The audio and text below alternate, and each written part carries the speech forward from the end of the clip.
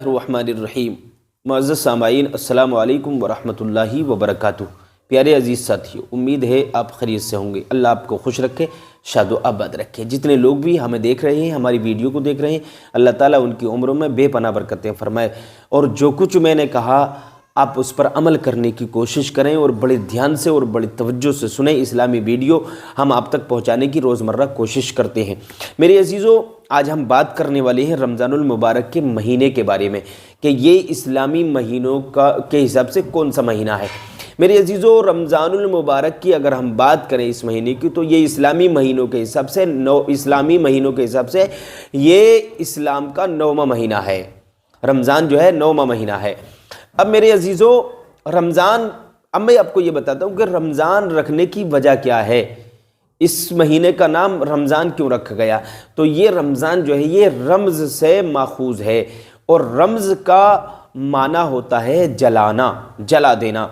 تو انسان جب روزے رکھتا ہے نا، جب اللہ کے لیے روزہ رکھتا ہے، تو اللہ تبارک و تعالیٰ رمضان المبارک کی برکت سے، روزہ رکھنے کی برکت سے اس کے گناہوں کو جلا دیتا ہے، اس لیے اس کا نام رمضان ہے میرے عزیزو۔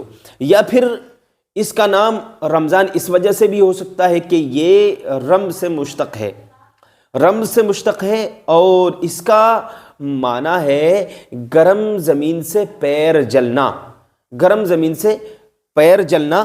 تو میرے عزیزو، ماہ صیام میں بھی نفس کے جلنے اور تکلیف کا یہ ماہ صیام بھی ایک ایسا مہینہ ہے، ماہ صیام بھی یعنی رمضان المبارک کا مہینہ بھی ایک ایسا مہینہ ہے کہ جس میں نفس کے جلنے اور تکلیف کا یہ موجب ہوتا ہے، نفس کو جلا دیتا ہے اور تکلیفوں کو جلا دیتا ہے یہ رمضان المبارک کا مہینہ۔ اب ہم آگے چلتے ہیں۔ میں آپ کو بتا دوں کہ اس مہینے میں اللہ کی آپ زیادہ سے زیادہ عبادت کریں، اللہ کو راضی کر لیں۔ یہ مہینہ وہ ہے کہ آپ اس مہینے میں اپنے گناہوں سے پاک ہو سکتے ہیں۔ اگر آپ چاہیں تو دن کو روزہ رکھیں، رات کو قیام کریں، اللہ کو راضی کریں، اللہ راضی ہوگا، آپ کے گناہ معاف ہو جائیں گے، اللہ تعالیٰ آپ کے اگلے اور پچھلے تمام گناہوں کو معاف فرما دے گا۔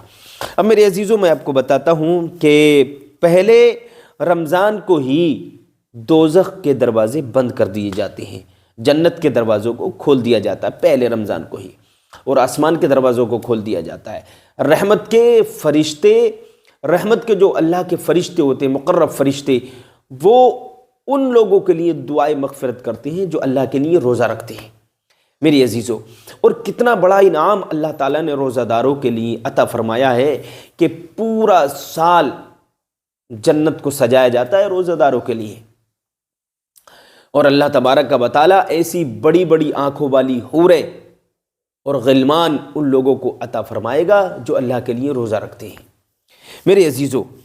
اب میں آپ کو بتا دوں کہ 3 تاریخ کو، رمضان المبارک کی 3 تاریخ کو حضرت ابراہیم علیہ السلام کو صحیفے نازل ہوئے، حضرت ابراہیم پر صحائف نازل ہوئے 3 تاریخ کو رمضان کی، اور رمضان کی 6 تاریخ کو موسیٰ علیہ السلام پر توریت نازل ہوئی میرے عزیزو، اور 18 رمضان المبارک کو داؤد علیہ السلام پر زبور نازل ہوئی میرے عزیزو، اور 13 رمضان کو حضرت عیسیٰ پر انجیل نازل ہوئی، اور 27 رمضان کو حضور پر نور شافعی یوم النشور صلی اللہ تعالی علیہ وسلم پر قرآن مجید نازل ہوا، فرقان حمید، قرآن مجید فرقان حمید نازل ہوا۔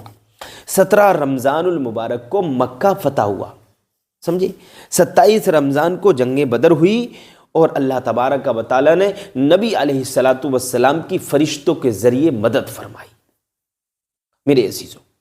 اور یہ رمضان المبارک کا ایسا پاک مہینہ ہے کہ اللہ کے رسول صلی اللہ تعالیٰ علیہ وسلم نے ممبر شریف کی پہلی سیڑھی پر جب قدم رکھا تو کہا آمین، دوسری سیڑھی پر قدم رکھا تو کہا آمین، تیسری سیڑھی پر جب قدم رکھا تو فرمایا آمین۔ صحابہ اکرام عرض کرنے لگے، یا رسول اللہ، اس سے پہلے کبھی آپ نے آمین نہیں کہا، یہ وجہ کیا ہے، معاملہ کیا ہے، ماجرا کیا ہے، ہمیں اس ماجرے سے آگاہ فرمائیے، ہمیں اس راز سے آگاہ فرما دیجئے، ہمارے اوپر یہ راز واضح کر دیجئے، یا رسول اللہ ہمیں اس کا مطلب بتا دیجئے، آپ نے آمین کیوں کہا؟ تو اللہ کے رسول نے فرمایا، جبریل میرے پاس آئے تھے، اور وہ کہہ رہے تھے کہ خرابی ہے اس انسان کے لیے کہ جس نے رمضان المبارک کا مہینہ پایا اور وہ جنت حاصل نہ کر سکا۔ میرے عزیزو، سرکار نے فرمایا کہ جبریل کہہ رہے تھے کہ خرابی ہے اس انسان کے لیے، بدنصیب ہے وہ انسان، بدبخت ہے وہ انسان کہ جس نے رمضان کا مہینہ پایا اور وہ جنت حاصل نہ کر سکا۔ تو مطلب کیا ہے کہ جس نے رمضان المبارک تو پا لیا لیکن اس نے روزے نہیں رکھے، نمازیں نہیں پڑھی، قرآن مقدس کی تلاوت نہیں کی، کوئی نیک کام نہیں کیا، ایسا کام نہیں کیا جس سے کہ اللہ راضی ہو جاتا، تو پھر وہ انسان بدبخت ہے، کم بخت ہے، بدنصیب ہے وہ انسان۔ تو آقا فرماتے ہیں کہ جبریل کہہ رہے تھے خرابی ہے اس انسان کے لیے کہ جس نے رمضان پا کر بھی اللہ کو راضی نہ کیا، جنت حاصل نہ کی۔ تو خلاصہ کلام یہ ہوا کہ آپ اس مہینے میں جنت حاصل کریں، روزے رکھیں، قرآن کریم کی تلاوت کریں، رات کو قیام کریں، تراویح پڑھیں، نفلی نمازیں پڑھیں، تہجد کی نماز پڑھیں، ہے نا، اور روزہ جب افطار کریں آپ تو اس سے 15 منٹ پہلے آپ دسترخوان بچھا کر بیٹھ جائیے اور اللہ کی بارگاہ میں دعائیں مانگیں۔ جو بھی آپ دعائیں مانگیں گے وہ دعا اللہ کی بارگاہ میں قبول ہوگی انشاءاللہ تعالی۔ اور دوسری بات، دوسری سڑی پر جب قدم رکھا تو سرکار نے فرمایا، جبریل کہہ رہے تھے خرابی ہے اس انسان کے لیے کہ جس نے میرا نام سنا اور مجھ پر درود نہ پڑھا، تو اس انسان کے لیے خرابی ہے۔ جب نبی کا نام آ جائے تو آپ درود ضرور پڑھیں۔ اور حضرت جبریل کہہ رہے تھے، سرکار نے فرمایا کہ خرابی ہے اس انسان کے لیے، بدبخت ہے وہ انسان، کم بخت ہے وہ انسان کہ جس نے اپنے ماں باپوں کا بڑھاپا پایا اور ان کی خدمت کر کے جنت حاصل نہ کر سکا۔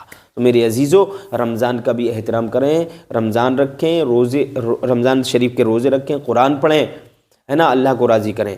ماں باپ اگر آپ کے ہیں، ان بوڑھے ہیں تو ان کی خدمت کریں، جوان ہیں تب بھی خدمت کریں۔